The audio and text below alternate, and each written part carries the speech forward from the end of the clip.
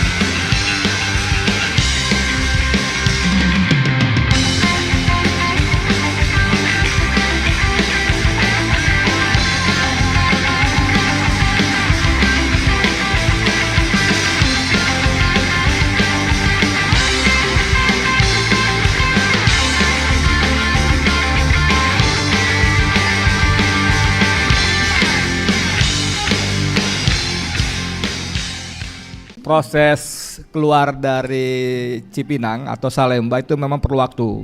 Saya divonis itu siang hari. Oke. Lalu proses di rutan segala macam, saya harus ke mana namanya, ke Salemba untuk di BP lapasnya itu keluar kurang lebih jam 10 juga memang. Jam 10 malam juga. Nah, teman-teman saya lupa ini. Jadi ini saya pakai kaos Persaudaraan Napol dan Tapol 2014-2024. Jadi ini korbannya Joko Widodo juga nih. Bung, orang banyak mengapresiasi kepada Prabowo, bahkan seorang Refli Harun pun terkejut. Loh kok bisa Prabowo keluar amnesti dan abolisi ya? Khususnya kita bicara abolisi. Lalu orang banyak mengapresiasi dan menghubung-hubungkan bahwa ini adalah proklamasi minimal sinyal bahwa Prabowo mulai memupus, menghapus bayang-bayang cengkeraman Jokowi. Gimana menurut Anda? Ya begini, banyak spekulasi tentunya.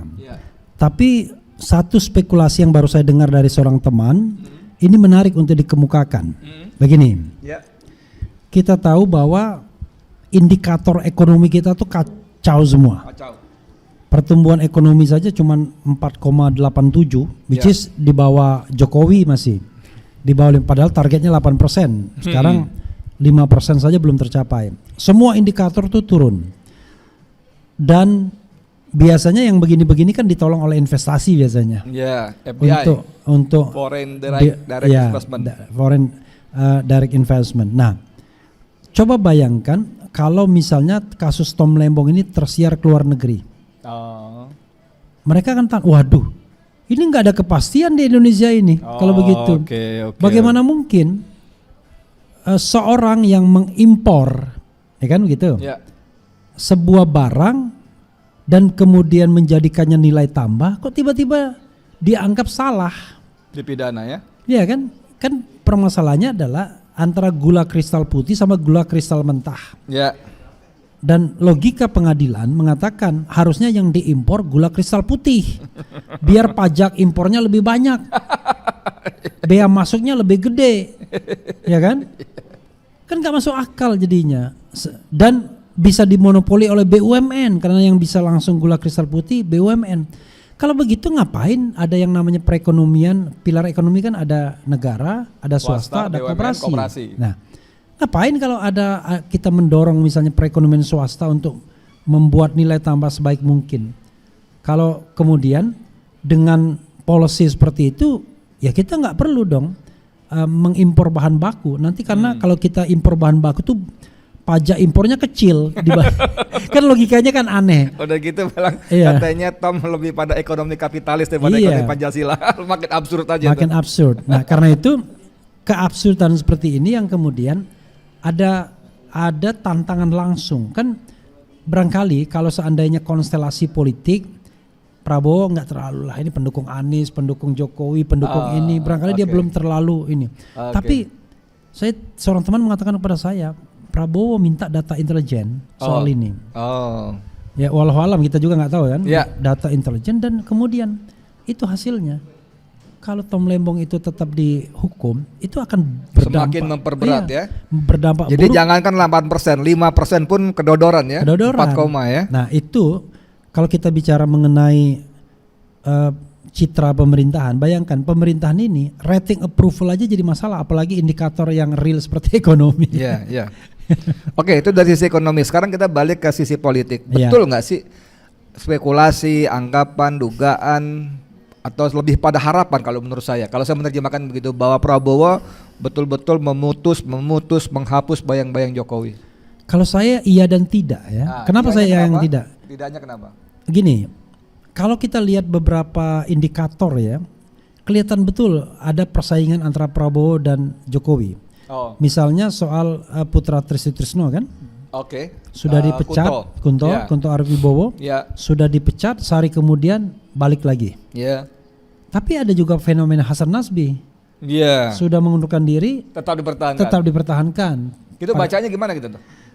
Ya, saya kira bacaannya adalah Jokowi dan Prabowo ini selalu main catur. Sebagai lawan? Iya, sebagai lawan. Pihak berhadapan ya? Iya, pihak yang berhadapan. Jadi bidak-bidak yang dilangkahkan itu kelihatan betul bagaimana untuk menumbangkan lawan. Nah, saya mendapatkan ini misalnya dari seorang pengamat juga yang saya baca, dan saya setuju.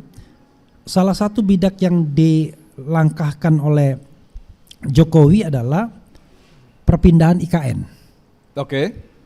Dia berharap bahwa akan dilanjutkan. Kalau IKN pindah, maka Prabowo akan di sana, sementara wakil presiden di sini. Dibalik. Iya kan? Karena dia menjadi ketua aglomerasi kan? Aglomerasi ya. Iya kan? DKI dan sekitarnya. Ya.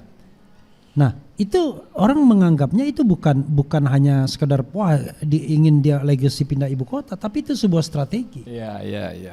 Oleh Prabowo di stop itu. Cara nyetopnya adalah tidak ada perpindahan. Bahkan saya mendengar bahwa dari seseorang yang bertemu langsung Prabowo di luar negeri, orang Indonesia yang cerita kepada saya, dia bilang sampai 10 tahun pun saya nggak akan pindah. Dua periode ya? Iya, maka saya percaya bahwa Prabowo tidak akan pernah memindahkan ibu kota. Cuma dia lip service tetap dilanjutkan, tapi dengan anggaran yang sangat terbatas. 1 miliar dolar dia ngomong waktu di Davos. Jadi nggak signifikan kan, dan tidak juga dibos secepat-cepatnya dan lain sebagainya. Nah, berikutnya lagi adalah rupanya bidak baru lagi Gibran kemudian cari wilayah-wilayah pencitraan, lapor mas dan lain sebagainya, kemana-mana. Kemana-mana dia kasih susu, kasih makanan dan lain sebagainya. Pokoknya dia politik pencitraan aja. Sama Prabowo kelihatannya di stop ini, sampai kemudian ada sinyal yang mengatakan bahwa Gibran akan disuruh untuk menyelesaikan masalah Papua. Di Papua, betul. Langsung pemimpin pemberontakan itu bilang, emang bisa apa dia? Karena itu permasalahan yang tidak gampang. Iya, judulnya Ketua Percepatan Pembangunan Papua, keren sekali tuh. Jadi karena itu menurut saya memang permainan catur ini terus menerus. Jadi betul ya, Bung Refli setuju ya bahwa ini adalah bukan cuma sekedar sinyal, tapi sekaligus provokasi Prabowo bahwa ini jurus gua di papan catur ya, gua bukan penerus lo, begitu kurang lebih nggak? Iya, karena begini, kan katanya Jokowi guru politiknya Prabowo. Ya, itu diklaim berkali-kali. Guru politiknya. Tapi betul barangkali Dr. Tiva ya, saya harus jujur, saya dengar dari Dr. Tiva. Dalam hal apa guru politik? Dalam hal sen kanan belok kiri. Menarik. Jadi Prabowo, hidup Prabowo, hidup Jokowi, hidup Jokowi. Tapi besoknya Pertamina diaduk-aduk. Padahal kita tahu Reza Khalid misalnya, so long time dia menjadi backbone-nya Jokowi misalnya. Betul. Itu kan menarik jadinya. Tapi dia terus memuji-muji, tetapi Pertamina, Timah, kemudian dia embat. Nah, dalam konstelasi penegakan hukum orang mengatakan, saya juga setuju bahwa kejaksaan itu kelihatannya sudah lebih dipakai. Ya, sudah berada di bawah kendali Prabowo, tetapi KPK masih dikendalikan oleh apalagi polisi. Jokowi. Karena kan polisi juga di sana. Oh, KPK. Ketuanya masih bintang 3 aktif, baru pensiun kemarin ya. Iya. Bung, ini saya sebetulnya senang mendengar ulasan seperti ini karena ini walaupun bukan analisis saya, ini harapan saya. Iya. Saya berharap bahwa Prabowo berhenti menjadi bayang-bayang dari Joko Widodo. Tapi pada beberapa kasus lain kan menunjukkan bahwa dia Solo masih begitu dominan. Misalnya pada tadi sebut-sebut kasus Kunto ya. Iya. Kunto kan saya mendengar dari seorang bintang 4 bahwa itu adalah pesanan dari Solo. Iya. Dan ternyata Prabowo sempat bermain sebentar. Begitu surat dari Wanjakti selesai serapat, diajukan ke Sekmil, informasi saya terima, Sekmil turun ke Teddy ke Prabowo marah sebetulnya, tapi dia biarkan saja. Dengan harapan bahwa Panglima akan mengoreksi gitu loh. Karena perintah Solo kepada Panglima. Tapi ternyata diumumkan saat itulah baru Prabowo marah dan dikembalikan. Tapi itu kan menunjukkan bahwa dia sampai masih membiarkan tangan-tangan Jokowi bekerja bahkan untuk selevel Panglima TNI kalau informasi yang saya dapat dari Bintang Batu benar. Ini kan menunjukkan bagaimana ya bahwa Prabowo itu ya walaupun saya kanan belok kiri tapi faktanya kan dia masih tetap ada pengaruh luar biasa dari Solo ini. Gimana? Ya, pertanyaan saya begini, apa yang membuat Solo kuat? Kan itu dulu kan yang membuat kemudian Prabowo perlu waktu untuk melakukan konsolidasi. Menurut saya ada 2 faktor, faktor dalam negeri dan faktor luar negeri. Faktor dalam negerinya adalah untuk sementara para konglomerat atau para oligarki ini menjadikan Jokowi sebagai bumper atau sebagai bidak catur untuk dimajukan dalam hal negosiasi. Karena Prabowo itu cara berpikirnya agak beda. Dia kan sesungguhnya sosialis kan sebenarnya dari bapaknya Sumitro kan. Tapi Jokowi tidak kuat-kuat banget kalau hanya oligarki tanpa dukungan kekuatan China asing. Saya mendengarkan misalnya bagaimana Jokowi mengatakan Xi Jinping itu sebagai big brother. Itu kan luar biasa menurut saya. Kakak besar dia bilang. Belum lagi isu-isu di baliknya ya. Soal ya dia diperkenalkan dengan Xi Jinping sejak berapa tahun sebelumnya dan lain sebagainya.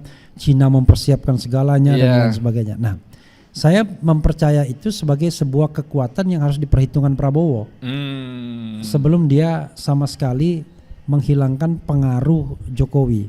Karena begini, secara teoritis tidak ada yang namanya penguasa ini ingin berbagi. Iya. Kalau kan bisa semua kenapa mesti bagi orang lain? Watak kekuasaan itu kan ingin sendirian, apalagi secara de jure memang begitu. Presiden masa berbagi dengan seorang mantan presiden. Berbagi sama wakil presiden aja dia nggak mau kan begitu. Iya kan? Nah, karena itu dia masih menghitung kekuatan Jokowi, terutama tadi. Misalnya gini, paling gampang adalah yang ditakutkan Prabowo barangkali adalah kelumpuhan ekonomi. Saya dengar itu. Let's say terjadi apa-apa, capital flight misalnya. Saya dengar itu. Kan kalau tidak ada bensin, ya mau bicara ideologi dan lain teriak-teriak kalau tiba-tiba rakyat nggak bisa makan dan tidak ada uang cash untuk dibelanjakan misalnya, atau tidak ada bahan pokok karena disabotase dan lain sebagainya, maka pemerintahan kan akan jatuh, nggak akan kuat menghadapi rakyat.